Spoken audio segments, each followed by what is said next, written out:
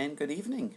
It is my 100th test video tonight, and I got a really cool special one that I've been wanting to try since I got it in the mail last week. It is a chocolate and red habanero hybrid from BakersPeppers down in Florida. Thanks, Dale, for sending these to me. He said that they're not stable yet, but I'll show you cross section of different shapes. And some of them look like this. Some look like this. Looks to me like it's a Tasmanian red, and then whatever chocolate habanero he crossed it with. This seems to be the most consistent shape, is the Tasmanian style shape. But as you can see, they're variegated, similar to like a fish pepper, with the stripes of red and black. And it is almost black, even close up here.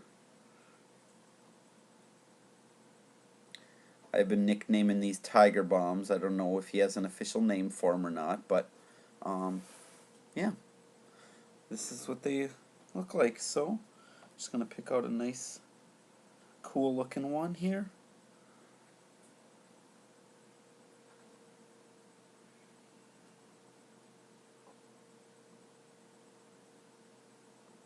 Alright, go with this one.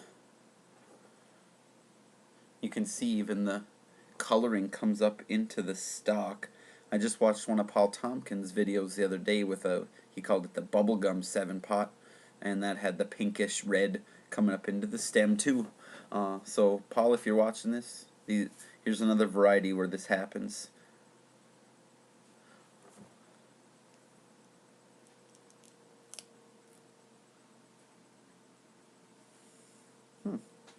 Bright red underneath where I took the stalk off. Well, let's bite in and see what it looks like inside.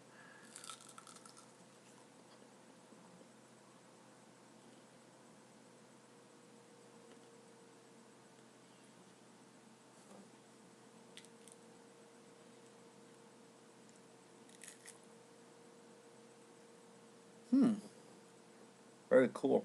Pretty high seed count. Well, let's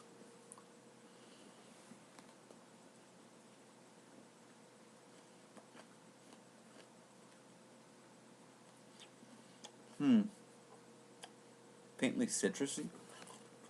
Kind of bitter, actually. Tastes like it might be, I don't know, it tastes like an annuum. Not really any habanero flavor in it. Raspberry-ish.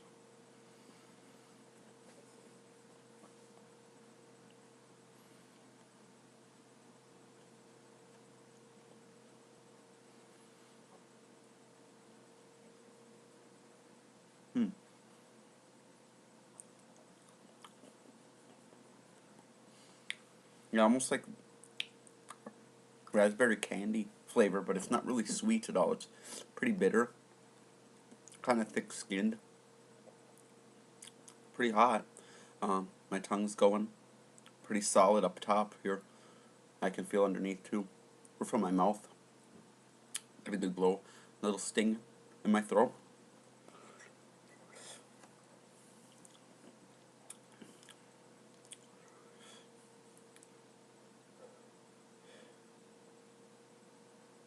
Lots of drool. Lips are starting to glow as well. Underside of my tongue's building, ramping up. So, top of the tongue towards the middle, and then underneath it, same thing in the middle.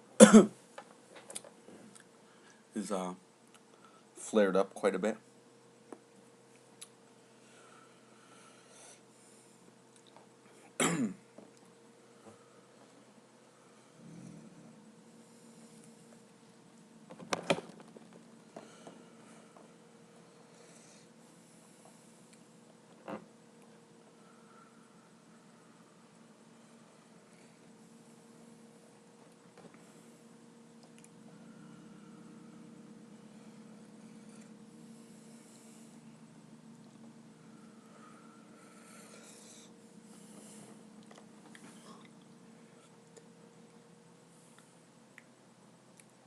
I put the heat probably 100-ish thousand Scovilles, whole top of my tongue. Really strong. Not quite stinging. It's a little bit past stinging, but similar in quality of burn to a higher heat annuum like a Pikmin or anything, Thai pepper, that upper end of the annuum scale.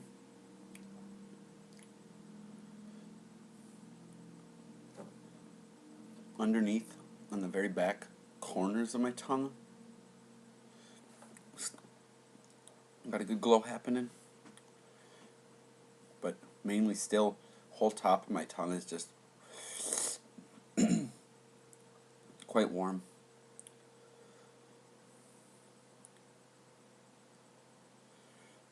Borderline stinging burn. Not the same as a habanero. It didn't taste at all like a hab. It tasted like an annuum to me. Not chin ants, but annuum. Thicker skinned, bitter taste.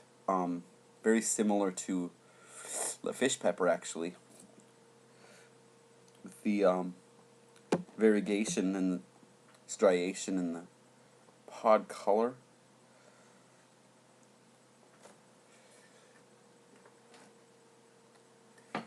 Some of them look more striped than others. Here, I'll show you. There, here we go.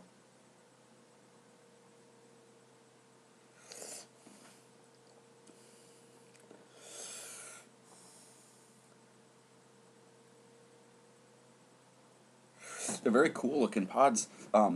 Flavor wise, not all that great. They're really hot though.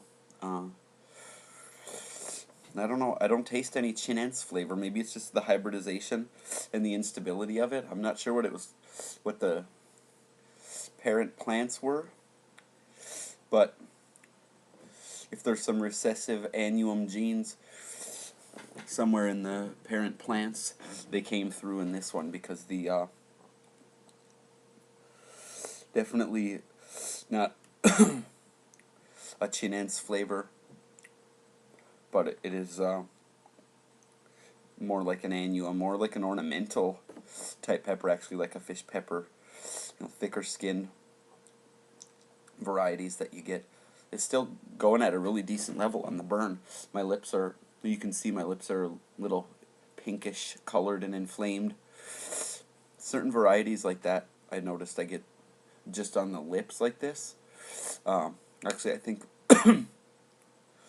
one of the ornamentals I got at the food co-op in my little grab bag I got last year, that happened with one of them, where my lips got really inflamed.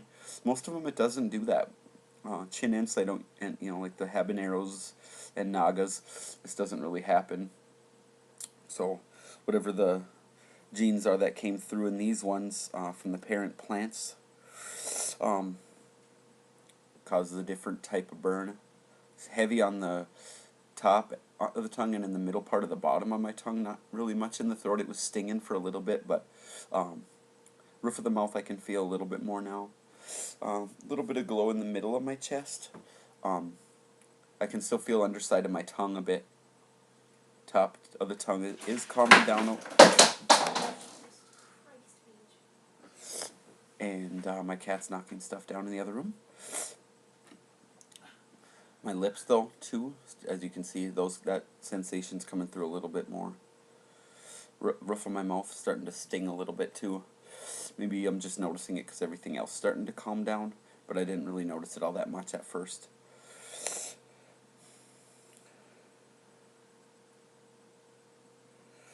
And actually, this one looks more like a bell pepper. See, it's three-lobed on the bottom, bell-shaped. I've seen some annuum varieties that have this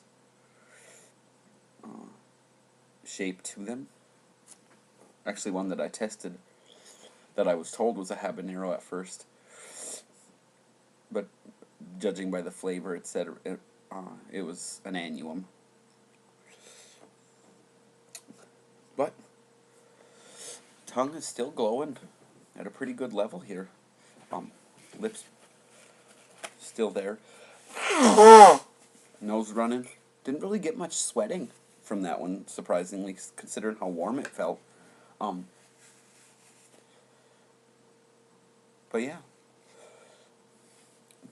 I might do a test run of one of the other phenotypes here, because there is a few different ones since it's an unstable hybrid, for a comparison. Here's one of the ones that looks like the one I tried, the Tasmanian Habanero type shape. So here's this one. You can see a bit of a difference. There are others too that have similar look to this. See? And then there's also these longer ones that they're not quite as long. They're the ones on, it'll be your right, it's my left. But see, they're longer, but they also have that 3-lobed bottom. I actually tested a green Nagamorich that looked like it was hybridized. It had that 3-lobed on the bottom. I know there is pod variants, but usually that's a characteristic that won't come through between different kinds of pods on the same plant, unless it is an unstable hybrid or a cross pollination with some other kind of pepper. But yeah, again, thanks again, Dale, for giving me an opportunity to try a rare variety. Maybe one of the other ones will have more of a sweet flavor to it. These ones were bitter and kind of tough-skinned. They'd be good for adding to stir fries and whatnot for a good heat level. But by themselves, I wouldn't necessarily eat them because they're bitter and the skin's tough. It's not the toughest and thickest skin I've ever had, but it was faintly plasticky and not all that appealing of a texture. So on that note, I wouldn't recommend them. But for a good heat level, yeah, they're definitely hot. I don't know if they're what the crosses were, but it didn't have at all of a habanero taste with the ones with this type of shape. But we'll give Whirl another one in the near future here. I got 18 more of these pods, so I'll find something to use them in. Maybe I'll put them in a new sauce. Well, thanks for watching. See ya.